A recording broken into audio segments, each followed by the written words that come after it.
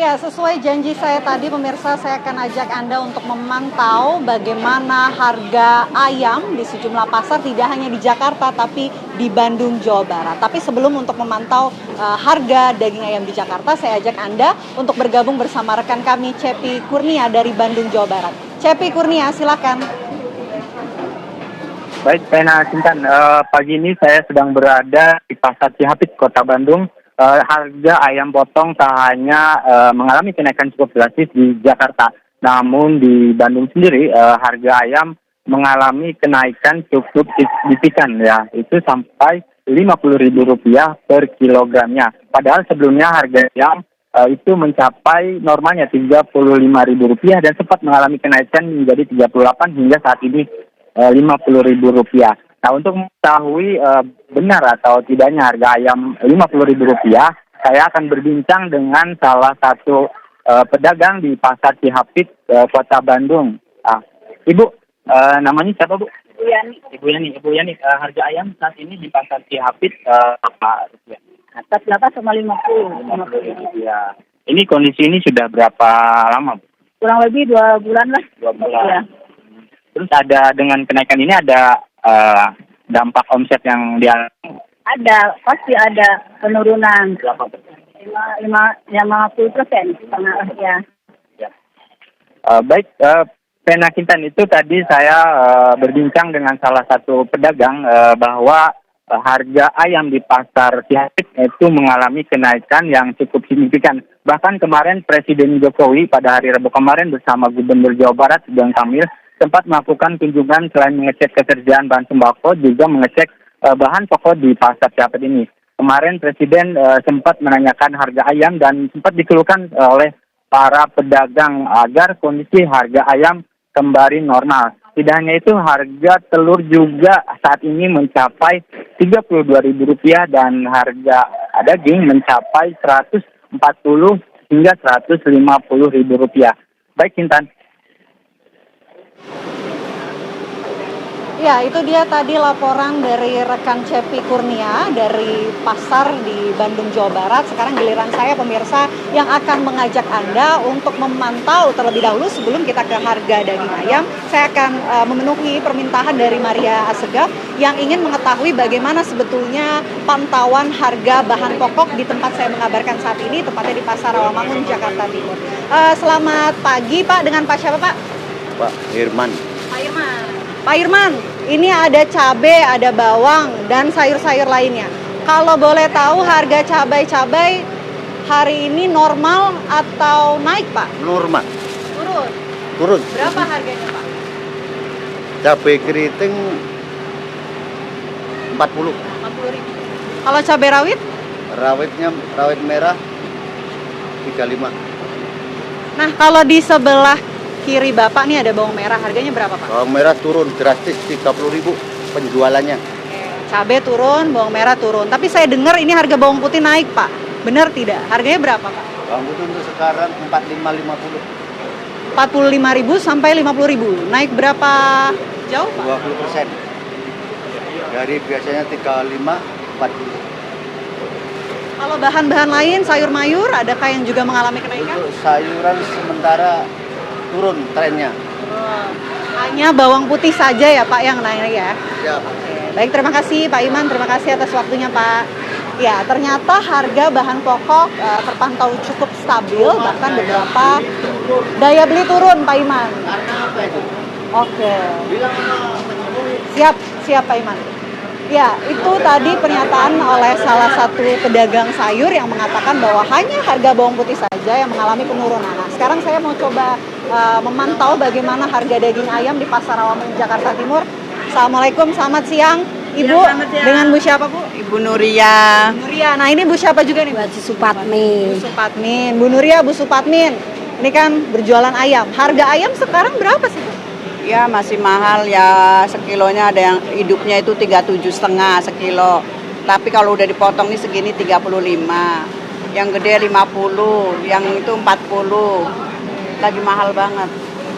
Yang besar ini 50.000. Iya. Sebelumnya kalau nggak salah nih ya, Bu ya, koreksi saya, ini sekitar 35.000 ya. Ya 40, 45 paling mahal. Udah itu turun lagi. Tapi sekarang nggak turun-turun udah 2 bulan ini. Mudah-mudahan itu pemerintah bisa dengar ini keluhan orang-orang kecil kayak saya ini ya, nyari makan susah. Yang pembeli juga nggak ada, berkurang. Nombok mulu tiap hari menombok, bukannya untung malah nombok buat gaji anak gua banyak. Naiknya dari kapan? Udah 2 bulanan lebih nih. Alasannya apa, Bu? Ya kurang tahu, katanya kosong, dari sononya kosong kandangnya.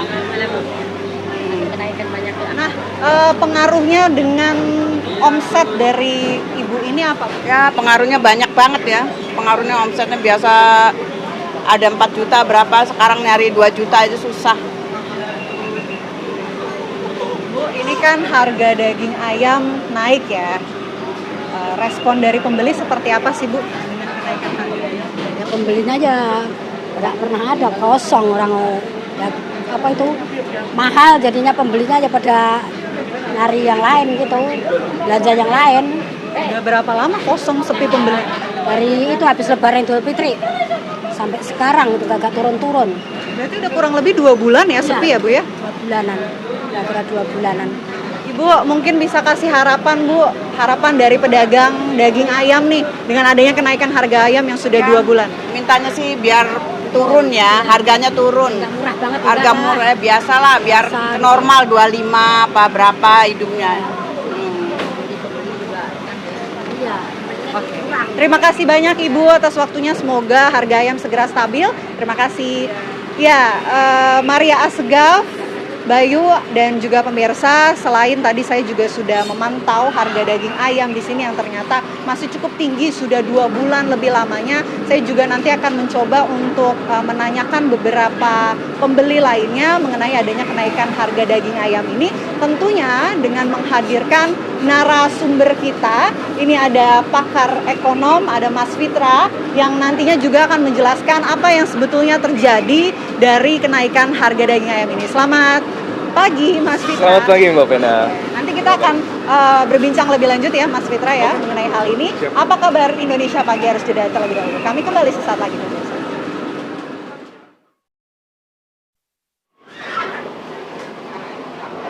Kembali di Apa Kabar Indonesia Pagi, pemirsa. Sebelum saya ajak Anda untuk berbincang dengan pakar ekonomi, saya akan ajak Anda untuk mendengarkan tanggapan dari masyarakat. Sudah ada Bu Emi di sini.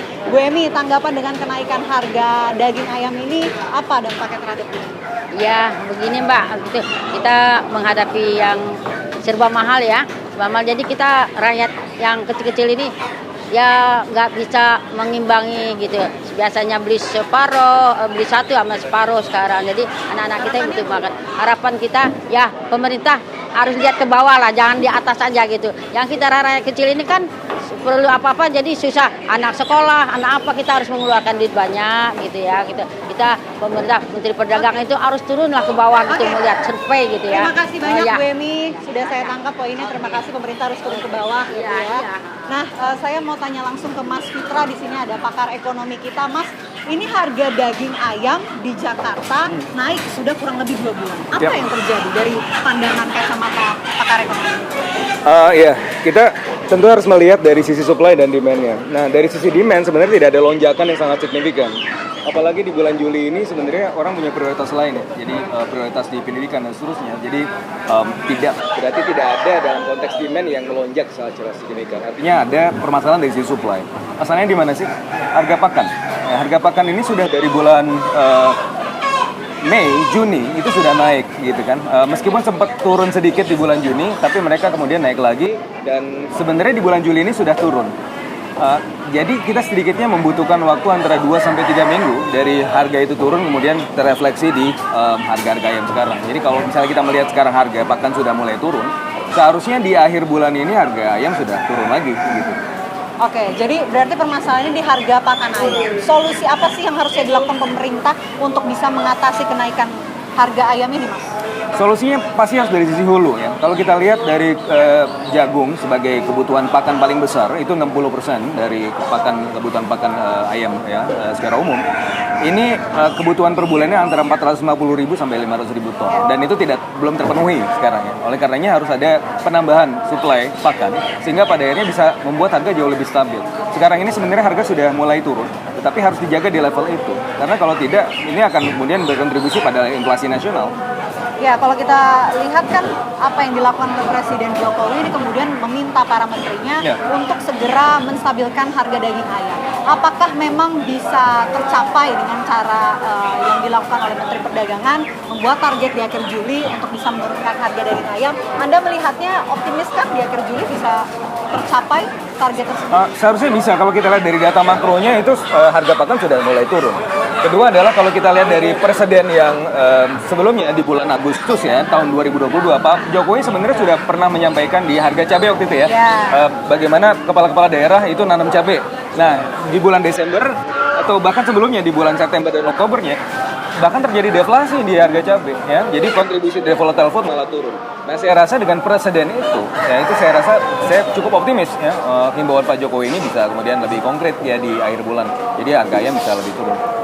Tapi kalau melihat dengan adanya kenaikan harga daging ayam ini, apa sebetulnya dampak terhadap perekonomian yang terlihat, Mas? Dampaknya tentu dari sisi inflasi nasional ya. Kalau kita lihat bahwa harga makanan, minuman itu secara historis atau secara sejarah itu berkontribusi 62% terhadap total keseluruhan inflasi. Artinya kalau kita bisa mengendalikan harga makanan dan minuman, itu artinya harga inflasi atau inflasi nasional itu bisa relatif lebih stabil. Nah, kalau inflasinya melonjak, apa yang terjadi? Tentu ini kita bicara mengenai daya beli masyarakat ya. Apalagi sekarang masuk bulan Juli, ya masyarakat punya prioritas-prioritas lain, pendidikan misalnya sudah mulai masuk sekolah, dan ini akhirnya akan membebani mereka. Nah, oleh karenanya saya rasa intervensi pemerintah dari sisi hulu ini penting sekali untuk kemudian memperbaiki dari sisi supply dan dari sisi daya beli masyarakat. Intervensi pemerintah dari sisi hulu penting ya, apalagi yang dilihat oleh Mas Fitra ini adalah permasalahan dari pakan ya, untuk bisa segera diatasi oleh pemerintah. Kalau itu bisa segera diatasi, mungkin masalah kenaikan harga daging ayam ini juga bisa segera diatasi ya Mas ya? Seharusnya, tapi kalau kita tanya ke pedagang, sebenarnya mereka juga melihat tuh harga ini masih misterius. Itu sebenarnya tidak semisterius itu, karena kalau kita lihat ini masalahnya dari sisi ongkos produksi yang pertama. Yang kedua adalah dari sisi logistik. Nah ini yang harus dibenerin, diperbaiki. Baik, terima kasih Mas Fitra Faisal, pakar ekonomi. Kita sudah berbincang-bincang dengan Mas Fitra. Sebelumnya juga sudah sempat berbincang dengan salah seorang pembeli, bahkan pedagang di Jakarta. Tadi juga sudah memantau bagaimana pantauan harga daging ayam tidak hanya di Jakarta, tapi di Bandung, Jawa Barat. Sementara demikian kami kembalikan kepada Mariana dan juga Bayu Andrianto di studio. Lengkap tadi ya diungkap oleh Vena, kita bersama dengan narasumber kami langsung dari Pasar Rawamangun, Jakarta. Terima kasih Vena.